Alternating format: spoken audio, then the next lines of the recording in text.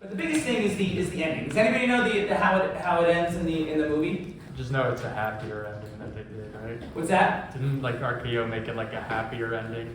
Yeah, sort of. It's very weird. It's Eugene and Fanny walking down the hall, and basically it's Eugene telling the story of what happened in the hospital room to Fanny instead of showing them in the hospital room.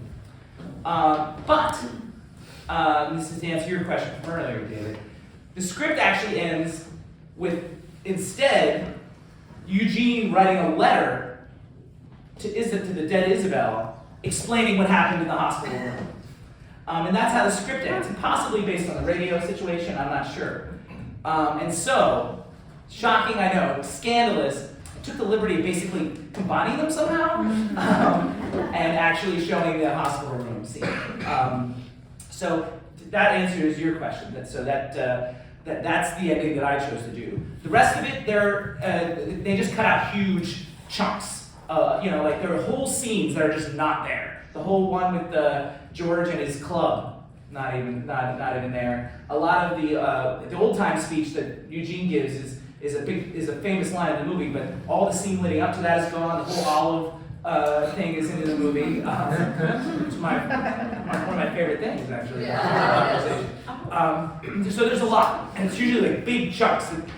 It's the easiest thing for them to do because Orson Welles wasn't around, and so they just like took chunks out instead of trying to like trim here and there and here and there.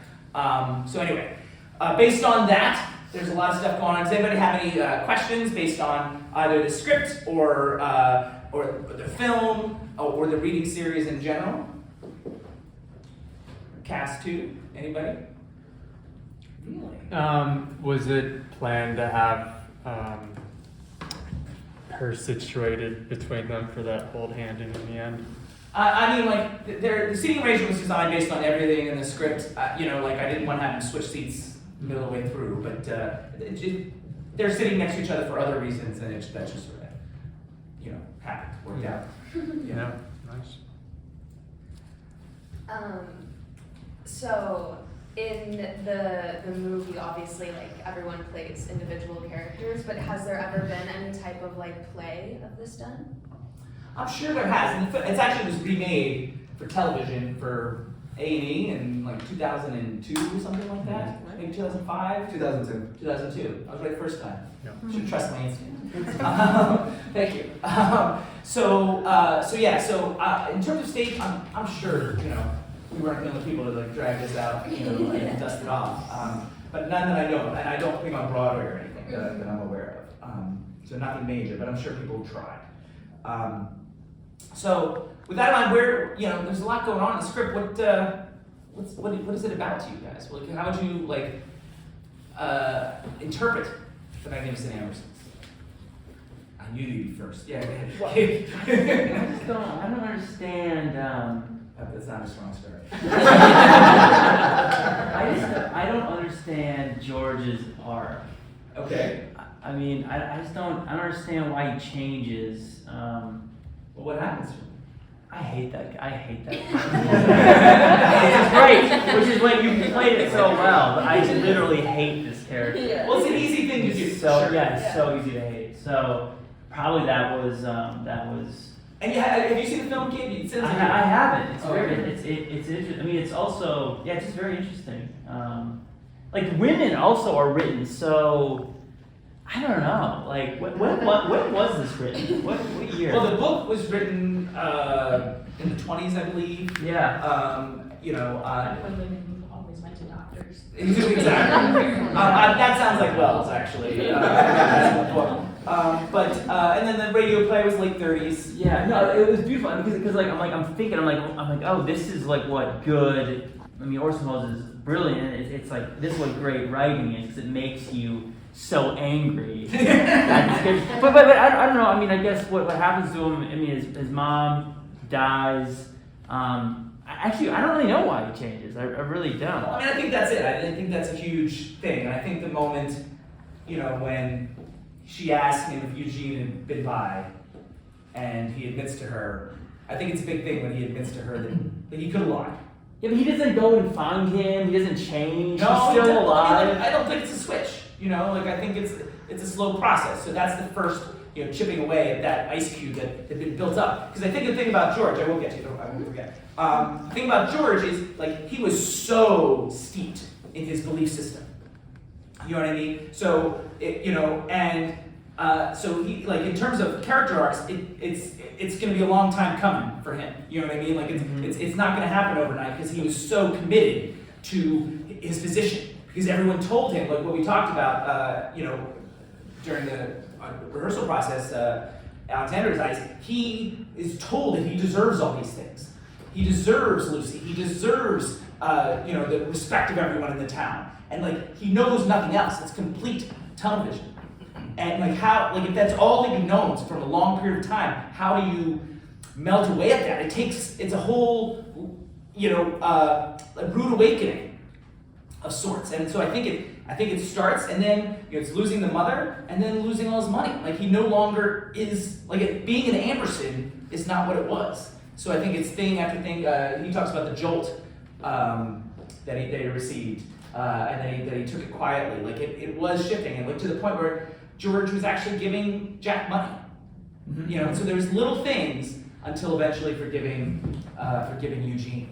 Andy was first, and then I will get to you. I was just gonna say, like you were saying, it's also on top of losing, like, his family and everyone that, like, he cares so much about. It's also, like, the loss of privilege and, like, everything that went along with his name and the money and all of that. But to answer your question before about, like, just the initial, like, kind of message or moral of the story, I think on a broader note, a lot of it has to do with, like, what's the real meaning of, like, life and, like, money versus, like what does money get you versus relationships, and, like, making choices for the sake of society versus for this, and, like, to save face versus, like, the sake of what you want to do with your life, and how it gets so complicated, especially with this Lucy and George situation about, like, how just because, like, you might care for somebody in a certain way, that, like, just, like, little things can make it not work out, and, like, extended family and, like, those relationships and stuff. So yeah, I think it's just, like, overall, it's just kind of like what in life is important. Life itself. What did you have? I kind of thought that one of the lessons is that don't let money define who you are, because, like, the Andersons were throwing away money, like, they had it indefinitely. And then when my dad Jack was scraping for money, Are you an Amberson too? when he was scraping for money, it was like his whole life was, like, turned upside down, and it was like kind of that George had to say to his boss, like, saying, I'll never get a job, and then he has to say to his boss, I need a dangerous job so I can make more money faster. All part of the evolution that Gabe didn't believe. I think also there's this piece of it that felt like not just not letting money define you, but also these people's resistance to change and change with the times. Because it is written in the 20s, and so basically you have this, like, old money group of people who essentially have been running the world in this, like, as close to, an oligarchy as you can get until billionaires in 2020. And, like, so these people just had so much money, and basically you had a new class of money coming up in the automobile industry, and the entire family is, like, resistant to it. And so, like, you just had people able to do balls and everything just as you would before, but now, like, it's getting to this point where, like, flappers are about to exist, people are about to just start, like, thinking more freely, generally speaking, and then the depression's gonna hit in, like, 10 years. Yeah. So it's like, people get the new wave of money, and then the same thing happens to them in 10 years later, right? Like, we know this from history that, like, what happened to them is gonna happen to the automobile people. And that's very, something the very book shortly. writer did not know. Yeah, no, but like, I mean, he wrote, he did, like, World of Worlds, and I think a lot of sci-fi authors in the early 20th century did. They kind of just accurately predicted the next, like, 30 to 50 years, The book writer is Booth Tarkenton, so, like, Orson sort of, like, Sure. interpreted that. But I'm just going to finish my thought, and I will get to you. But yes, to me, that's the biggest thing: progress, and the constant evolution of that wheel that you were referring to. Progress. To me, that's the main idea for me of the film. And Isabel talks about the smoke over the city, and the sky remains the same, but the smoke hovers over the city, and then it dissipates And that's the Amberson way of life dissipates, but it's Eugene's cars and the Nouveau Riche that are creating more smoke and different kinds of smoke. Yes, I mean, that's what I was going to say earlier, just He beat you to it, I'm resistance to change. No, but on top of that too, that's with the characters as well, like resistance to change with the family dynamic and the relationships that Isabel wants to pursue with Eugene, and George is resistant to that. I thought there was an interesting parallel where he, kind of wanted her all for himself at the end, but it wasn't even like a want. Like, it seems like he doesn't really spend time with her. He just doesn't want her to be with anyone else. Mm-hmm. He wasn't even that seemingly affected by his father Wilbur's death. But then when it becomes important for him to, then he takes the photo out and is like, oh, I'm glad you weren't here. Well, that's a manipulative kind of move as well. Yes. I think. You talked about, just one second, I'll get to you because I'm running out of time, but you talked about the oligarchy and 2020 billionaires. I mean, can you think of another spoiled person who feels like they're entitled, to certain things, like votes, for example? I don't know if you can feel like, you talk about the circularity of history and progress. I mean, somebody that came from a wealthy family that feels like they're entitled and demands respect and attention and does not get his comeuppance yet. Only both. Nice for that. Nice for that. It's because the Cardinals won the World Series in 1942. You should know this by now. Chris. I just want to come back to the George's arc for a moment and some of the ways that I can see how it works. I'm not a historian of Orson's favorite books and why he chose this to be a movie, but there's a through line of true Ibsen realism to this. Like, we're presented with something that feels at times a little farcical. But it's not. And you can look at Georgie. I love that little hint of Georgie not being the snot that you think he is when Lucy says, "Get the horse going. I don't want to hear you propose to me again." There's a humility to him that he feels like he needs to keep proposing to this female character that has asserted herself. And so there's kind of these hints, these seeds along the way that say he's not such a bad guy. Yes, he's crushed by the fact that he has to live in a society where he thinks his dead father's going to be. That's pretty normal. Like, if it happened today and all of a sudden someone's dad died and their mother's like, well, I kind of always loved this guy too. I mean, pretty devastating. That's not like a 1910 affect. So, But add to that he's one of the Nouveau Riche, one of the person, someone you consider less than. True. So, and I think the way that it can feel comfortable that he arrives at the end where he arrives is the screenwriter, the author and Orson take everybody one tick at a time. He first sees his mother, his father he's dealing with, and then he sees his mother, and then he sees Fanny, And then grandpa. and then he sees grandpa, and then he sees me. And it's like, oh, that's everybody. And now he's literally orphans because he has no parents left. He's never been given any siblings, and his aunts and uncles are kind of dissipated. So there's a reality to it's not a farce. He can't just go, screw this, and take a rocket ship. He digs in, and I think Orson appreciated that about the book. Well, yeah, and the book, by the way, won the Pulitzer Prize, for what it's worth. You talk about why he might do it. It's certainly a well-known and well-regarded book at the time. And let's also think about Orson's background. Orson also was an only child, from the Midwest, Wisconsin in particular, and represent. And was also spoiled heavily by his mother, had a somewhat absentee father, spoiled heavily by his mother. So there's somewhat of this self-reflection that I think he sees in this book. Because he was like the boy genius, if you remember, about his, when he first came out, was entitled, everything was happened to him. One famous Orson Welles story is when he was doing theater in New York and the radio plays in Midtown. He was doing theater in Harlem and radio plays in Midtown. He made a deal with the ambulance drivers, that he would take ambulance drivers around town so they could use the sirens to get out of the traffic, like he had arranged for that to happen. And because he's Orson Welles, of course, that was his attitude until he too, eventually, after this movie, also possibly through this movie, gets his comeuppance. With the recutting of the film. Somebody has one last thing. Well, it's interesting you just said that because I didn't know that before, but I was talking before is that I thought it was interesting to show the old money, new money, and how the resistance to change through a younger person. Usually you see those in old scripts and things like that. It's always, the old man, that doesn't want to change and these young kids today, but that whole that resistance was from this young kid, and I thought that's what struck me, but now hearing the Orson Welles story, which I didn't know, that makes more sense, but.